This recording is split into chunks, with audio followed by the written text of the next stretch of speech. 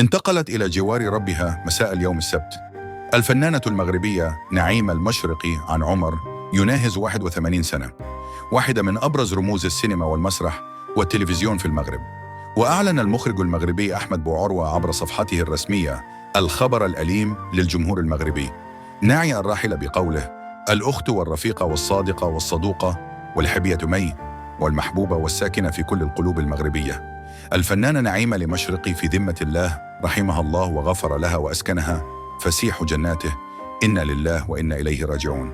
وقدمت المشرقي خلال مسيرتها الفنية التي امتدت لأزيد من 5 عقود مجموعة من الأعمال السينمائية والتلفزيونية التي طبعت الذاكرة المغربية ونالت إعجاب الجماهير، حيث تميزت بأدائها المبدع وأدوارها المتنوعة. وتركزت مسيرة الراحلة الفنية على مجموعة من الأعمال التي تناولت قضايا اجتماعية وثقافية، ما ساهم في تعزيز الثقافة المغربية، وكانت رمزاً للقوة والإلهام للكثير من الفنانين الشباب. وإلى جانب شهرتها في عالم الفن، سبق أن عينت الفقيدة نعيمة المشرقي سفيرة للنوايا الحسنة لدى اليونيسيف، ومستشارة للمرصد الوطني لحقوق الطفل، ورئيسة مساعدة في النقابة الوطنية لمحترفي المسرح.